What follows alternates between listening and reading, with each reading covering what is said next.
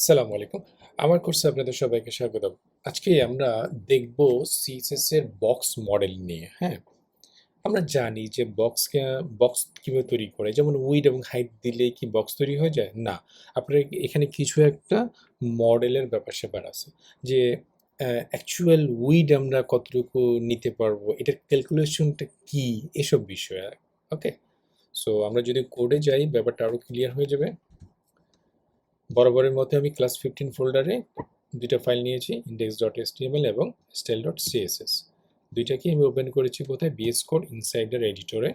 এটা হচ্ছে HTML file আর এটা হচ্ছে CSS ফাইল। ওকে, তো আমরা এখানে একটা বক্স নিয়ে নিই আগে। বক্স নিতে হলে প্রথমে আমাকে একটা ডিপ নিতে হবে। ডিবের ভিতরে আমি কিছু কন্টেন্ট দিয়ে দিব, লরেম। আমি একটু ওয়ার্ড র্যাপ করে নিই। আচ্ছা, সো এখন আমি যদি ব্রাউজারে এই পেজটাকে ওপেন করি, আমাকে এরকম দেখাচ্ছে। জুম করে নিলাম।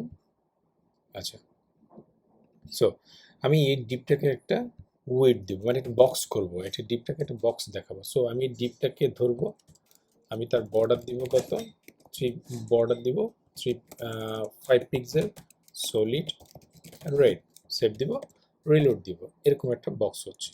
আমি একটা ওয়েট দিয়ে দিব 500 পিক্সেল, সেভ দিব, রিলোড দিব। আমি একটু প্যাডিং দিব, প্যাডিং কত দিব?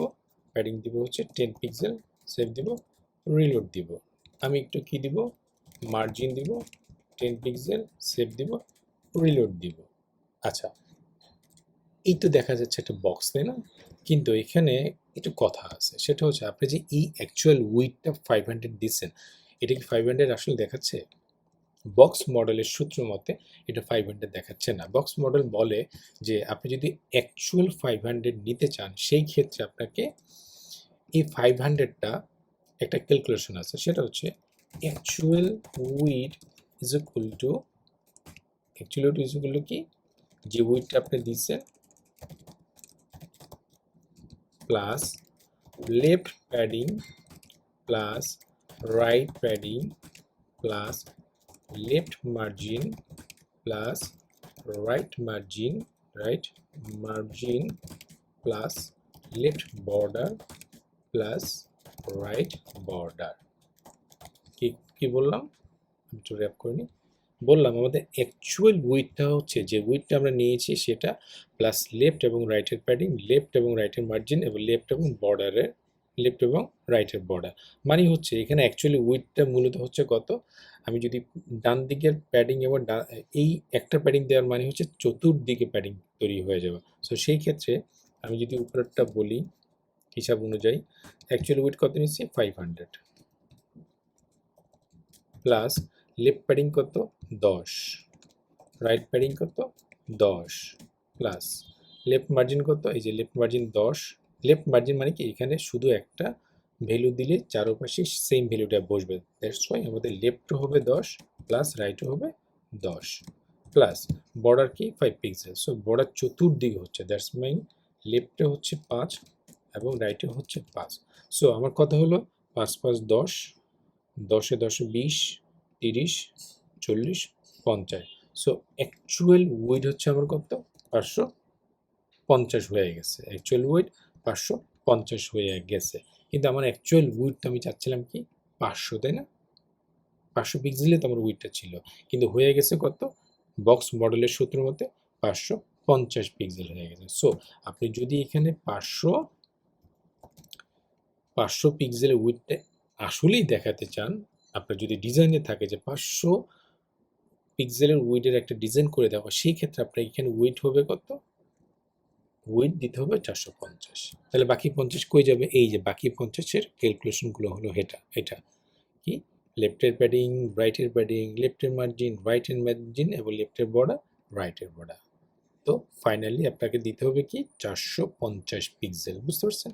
সো এই ক্যালকুলেশনটা আপনি মনে রাখবেন। অ্যাকচুয়াল উইডটা আসলে কি হয়ে যায় আপনার, আপনি যে উইড দিয়েছেন আসলে সেটা উইড না, অ্যাকচুয়াল উইড না।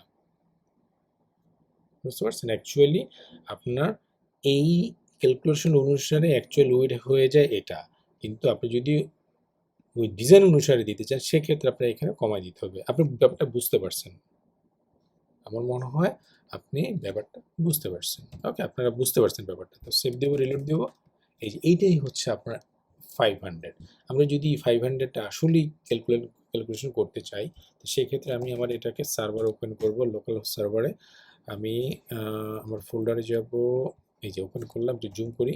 আচ্ছা, এটার উইডথ কতটুকু সেটা যদি আমি রুলার দিয়ে মাপি, যদি মাপা যায় আর কি।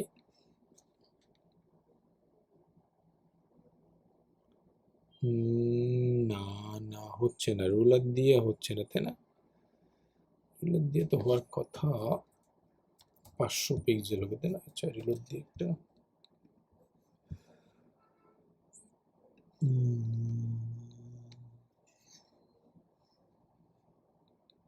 ও হবে, কারণ আমার মার্জিন তো বাইরে চলে গেছে, তাই না? সো এই যে এখান থেকে আমাদের বক্সটা নিতে হবে, এখান থেকে মানে রুলারটা নিতে হবে এই জায়গা থেকে, একেবারে কোণা থেকে, কারণ আমাদের বাইরে তো একটা মার্জিন আছে, তাই না? সো বাইরে মনে হয় এখান থেকে শুরু হয়েছে।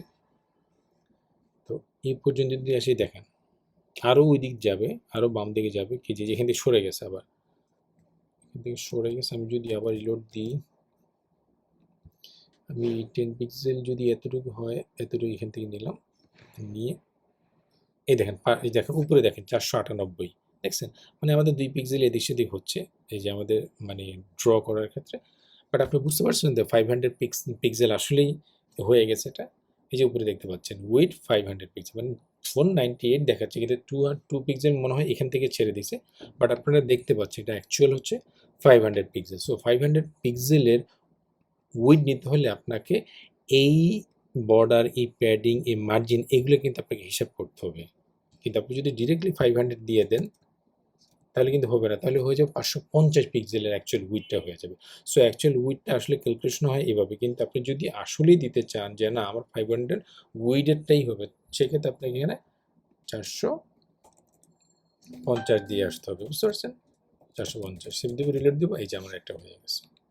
ওকে, সো আপনারা বুঝতে পারছেন যে এই ক্যালকুলেশনটা কীভাবে করতে হয় আর এখানে আমরা কীভাবে করছি। ওকে, সো এটা ছিল বক্স মডেলের আজকে সূত্র। সো প্র্যাকটিস করবেন। আপনার যদি কোনো কিছু বুঝতে সমস্যা হয় আমাকে কমেন্টে জানাবেন এই ভিডিওর, অথবা আমাদের ফেসবুক গ্রুপ আছে আমার কোর্স, সেখানে আপনারা কমেন্টস করতে পারেন, আমরা আপনাকে নিশ্চয়ই অ্যান্সার দেওয়ার চেষ্টা করব। সো নেক্সট ভিডিও পর্যন্ত ভালো থাকবেন, সুস্থ থাকবেন, আল্লাহ হাফেজ।